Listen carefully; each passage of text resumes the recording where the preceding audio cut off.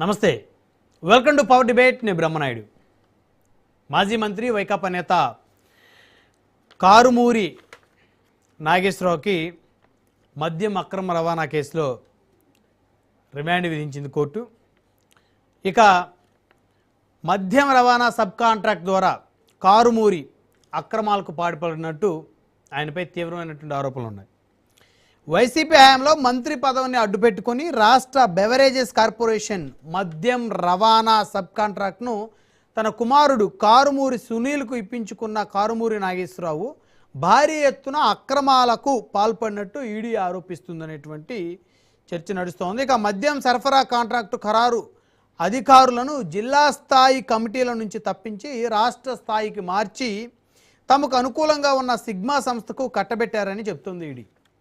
కిలోమీటర్కు ₹19.68 ఉన్న రవాణా ఛార్జీని ఏకంగా ₹32.53 పెంచి లబ్ధి పొందినట్లు ఈడీ రిమాండ్ రిపోర్ట్లో పేర్కొంది.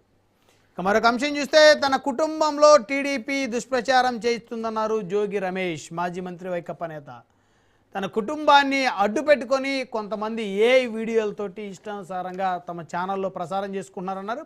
అదేవిధంగా మరికొన్ని టీవీ ఛానళ్ళు డబ్బుల కోసం తన కుటుంబం మీద బురద జల్లి అదే పనిగా వారాల తడబడి తమ కుటుంబం మీద ఇష్టానుసారంగా దుష్ప్రచారం చేస్తున్నారంటూ దుయ్యబెట్టారు మాజీ మంత్రి వైకాపా నేత జోగి రమేష్. ఇక మరొక అంశం చూస్తే వైసీపీ గెలుస్తుందని చెప్తున్న ఆత్మసాక్షి సర్వే ఎన్నికలకు 2.5 ఏళ్ల ముందే కాకరేపుతున్న సర్వేలు. ఏ సర్వే నిజం, ఏ సర్వే అబద్ధం? ఇక నూకరాజు కుటుంబాన్ని పరామర్శించారు మాజీ వైకాపా నేత మాజీ ఎంపీ విజయసాయిరెడ్డి. ఇటీవల కుటుంబంతో సహా ఆత్మహత్య చేసుకున్నారు నూకరాజు. అయితే రావులపాలెం వెళ్ళారు విజయసాయిరెడ్డి. అక్కడ నూకరాజుకు సంబంధించినటువంటి మిగిలిన కుటుంబ సభ్యులతో వారు భేటీ అయ్యారు. హిందువులపై జరిగే అన్యాయాలను ప్రశ్నిస్తామంటున్నారు సాయిరెడ్డి. ఈ అంశాలను చర్చిద్దాం. ఇదే వాళ్ళ పవర్ డిబేట్, రసవత్తర రాజకీయం. ఈ డిబేట్లో మనతో పాల్గొంటున్నారు సురేంద్ర నాయుడు గారు, తెలుగుదేశం పార్టీ రాష్ట్ర అధికార ప్రతినిధి, మనతో జూమ్ కాల్ జాయిన్ అయ్యారు. అదేవిధంగా జ్వాలాపురం శ్రీకాంత్ గారు, వైకాపా సీనియర్ నేత, అధికార ప్రతినిధి, మనతో జూమ్ కాల్ జాయిన్ అయ్యారు. అదేవిధంగా తురగా శ్రీరామ్ గారు, రాజకీయ విశ్లేషకులు, మనతో జూమ్ కాల్ జాయిన్ అయ్యారు. రైట్, ముందుగా మనం జ్వాలాపురం శ్రీకాంత్ గారు ఉన్నారు వైకాపా నుంచి, వారితో మాట్లాడదాం. జ్వాలాపురం శ్రీకాంత్ గారు, గుడ్ ఈవినింగ్ అండి. నమస్తే బ్రహ్మనాయుడు గారు.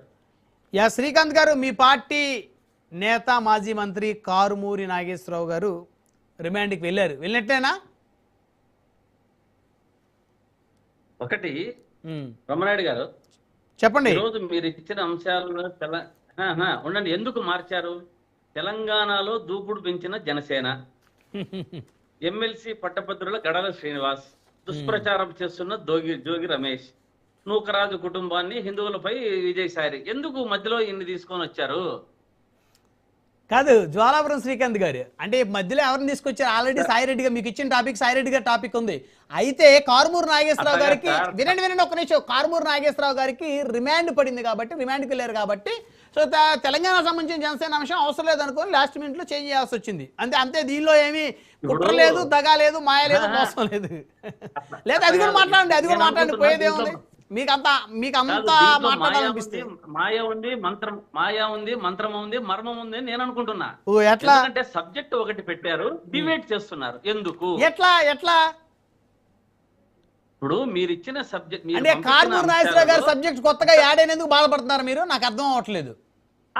నేను ఒక్కటే కదా నేను యాడ్ చేసింది అని క్వశ్చన్ చేస్తున్నా. ఓకే, అది పొద్దున్నేనే అయింది రిమాండ్. మీరు పెట్టక ముందే అది ఉంది, ఎందుకు మార్చారు అని అడుగుతున్నా. అని ఏం మారింది? టెక్నికల్ ఇష్యూ అంతే. ఎందుకంటే జనసేన మాట్లాడకూడదని అనుకున్నారా? ఏదన్నా మీకు ప్రెజర్ వచ్చిందా మాట్లాడొద్దండి అని? నాకేం ప్రెజర్ వస్తుంది శ్రీకాంత్ గారు? సరే, 2 అంశాలు కాదు, 2 అంశాలు పెట్టారు. ఏ అంశాన్ని పెట్టారో తెలంగాణ విజయసాయి రెడ్డి డిస్కస్ చేద్దాం. ఎవరిది? మన జోగి రమేష్. ఈ 3 పాయింట్లు జస్ట్ పెట్టండి. ఓకే, చెప్పండి. సో ఇప్పుడు మీరు ఏ అంశం మొదట చర్చించడానికి సిద్ధంగా ఉన్నారు చెప్తే తెలంగాణ అంశం మీద, జనసేన మీద పోదాం. ఓకే, సరే మాట్లాడండి. వారు ఎమ్మెల్సీ అభ్యర్థిని ప్రకటించుకున్నారు. ఓకే, వీక్షకులకి కాదు మీకు ప్యానెల్లో ఉన్న సభ్యులు నిజంగా త్వరగా శ్రీరామ్ అయితేనేమి, నాయుడు అయితేనేమి మీరు ఉండడం నాకు చాలా నిజంగా ఆనందకరంగా ఉంటుంది. ఎందుకంటే ముగ్గురు అందరము నలుగురు ఆత్మీయులు చాలా మనసు విప్పి మాట్లాడుకుంటాం కాబట్టి చాలా ఆనందంగా ఉంది ఈ రోజు డిబేట్ లో. ఓకే. ఒకటి ముఖ్యంగా ఇప్పుడు తెలంగాణలో జనసేన దూకుడు ఏది సార్? తెలంగాణలో జనసేన దూకుడేంది? తెలంగాణలో జనసేనకు ఒక ఎమ్మెల్యే లేదు, ఒక ఎంపీ లేదు, ఒక వార్డు మెంబర్ లేదు. వార్డు మెంబర్లు ఉన్నారండి, 2 వార్డు మెంబర్లు ఉన్నారు, మొన్న స్థానిక సంస్థలు గెలిచారు. సరే, ఒకవేళ మీరు చెప్పిన ప్రకారం ఒకవేళ చెప్పుకుందాం 2 వార్డు మెంబర్లు ఉన్నారు.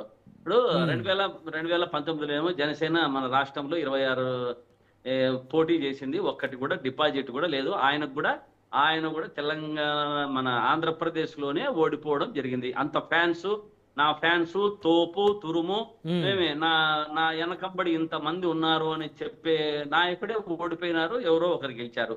ఏపీలో సొంతంగా ఒక సీటు కూడా గెలవలేని మనిషి ఈ రోజు తెలంగాణలో ఇంత దూకుడు చేస్తున్నారంటే ఎందుకు అనేది మనం ఒకటి ఆలోచించాలి.